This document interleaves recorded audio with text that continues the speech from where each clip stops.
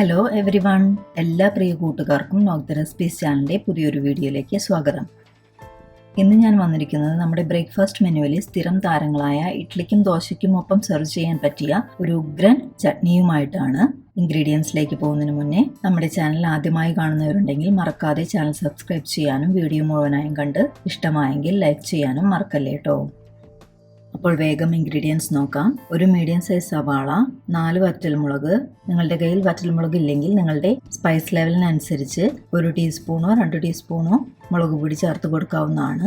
ഒരു നെല്ലിക്ക വലുപ്പത്തോളം സാമ്പാർ പുളി അല്ലെങ്കിൽ കോൽപ്പുളി. ചട്നിയിലേക്ക് പുളി ചേർത്ത് കൊടുക്കുമ്പോൾ പുളിയിൽ കുരു ഉണ്ടെങ്കിൽ കുരു കളഞ്ഞ് ചേർത്ത് കൊടുക്കാൻ പ്രത്യേകം ശ്രദ്ധിക്കണം. 1 കപ്പ് നാളികേരം, 2 ടീസ്പൂൺ ശർക്കര നീര്. നിങ്ങളുടെ കയ്യിൽ ശർക്കര നീരായിട്ടില്ലെങ്കിൽ ഒരു കഷ്ണം ശർക്കരയോ 1 ടീസ്പൂൺ പഞ്ചസാരയോ ചേർത്ത് കൊടുക്കാം. പഞ്ചസാരയേക്കാൾ ഞാൻ പ്രിഫർ ചെയ്യുന്നത് ശർക്കര ചേർത്ത് കൊടുക്കാനാണ്.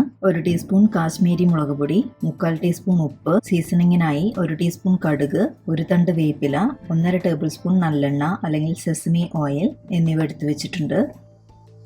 ആദ്യം ഞാൻ സവാള ഇതുപോലെ ചെറിയ കഷ്ണങ്ങളാക്കി മിക്സിയുടെ ഒരു ചെറിയ ജാറിലേക്ക് ഇട്ട് കൊടുക്കുന്നുണ്ട്. അതോടൊപ്പം എടുത്തു വെച്ചിരിക്കുന്ന പുളിയും വറ്റൽമുളകും കാശ്മീരി മുളക് പൊടിയും ശർക്കരപ്പാനിയും 3/4 ടീസ്പൂൺ ഉപ്പും നാളികേരവും ചേർത്ത് ഫൈനായി അരച്ചെടുക്കണം. ആദ്യം ഞാൻ ഒരു 1/4 ഗ്ലാസ് മാത്രം ചൂടുവെള്ളം ചേർത്ത് അരച്ചെടുക്കാൻ പോവുകയാണ്. കാരണം നമ്മുടെ സവാളയിൽ നന്നായി വാട്ടർ കണ്ടന്റ് ഉള്ളതാണ്. അപ്പോൾ ആദ്യം തന്നെ കുറെ വെള്ളം ചേർത്ത് കൊടുത്താൽ നമ്മുടെ ചട്നിയുടെ റിയൽ കൺസിസ്റ്റൻസിയിൽ നമുക്ക് തയ്യാറാക്കി എടുക്കാൻ പറ്റില്ല. അതെല്ലാവരും ഒന്ന് പ്രത്യേകം ശ്രദ്ധിക്കണം.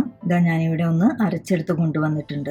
നല്ല ഫൈനായിട്ട് അരഞ്ഞു കിട്ടാൻ കുറച്ചുകൂടി വെള്ളം ചേർക്കേണ്ടതുണ്ട്. അപ്പോൾ വീണ്ടും ഒരു 1/4 ഗ്ലാസ് വെള്ളം കൂടി ചേർത്ത് വീണ്ടും നല്ല പോലെ അരച്ചെടുത്ത് കൊണ്ടുവരാം. ഇപ്പോൾ ഞാൻ മൊത്തം 1/2 ഗ്ലാസ് ചൂടുവെള്ളമാണ് ചട്നിയിലേക്ക് ചേർത്ത് കൊടുത്തിരിക്കുന്നത്. ഞാൻ എൻ്റെ പല വീഡിയോസിലും പറഞ്ഞിട്ടുള്ളതാണ്, ഫ്രിഡ്ജിൽ സ്റ്റോർ ചെയ്ത് വെച്ചിരുന്ന നാളികേരമാണ് യൂസ് ചെയ്യുന്നതെങ്കിൽ എപ്പോഴും നാളികേരം അരയ്ക്കാനായി ചെറിയ ചൂടുവെള്ളം ചേർക്കുകയാണെങ്കിൽ നാളികേരം നന്നായി അരഞ്ഞു കിട്ടും. ഒരുപാട് ചൂടുള്ള വെള്ളമല്ല, ചെറിയ ചൂടുവെള്ളമാണ് ചേർത്ത് കൊടുക്കേണ്ടത്. ഞാനിവിടെ നമ്മുടെ ചട്നി നല്ല ഫൈനായി അരച്ചെടുത്ത് കൊണ്ടുവന്നിട്ടുണ്ട്. ഇതാണ് നമ്മുടെ ചട്നിയുടെ കറക്റ്റ് കൺസിസ്റ്റൻസി. ഈ കൺസിസ്റ്റൻസിയാണ് ചട്നിയുടെ റിയൽ ടേസ്റ്റ്.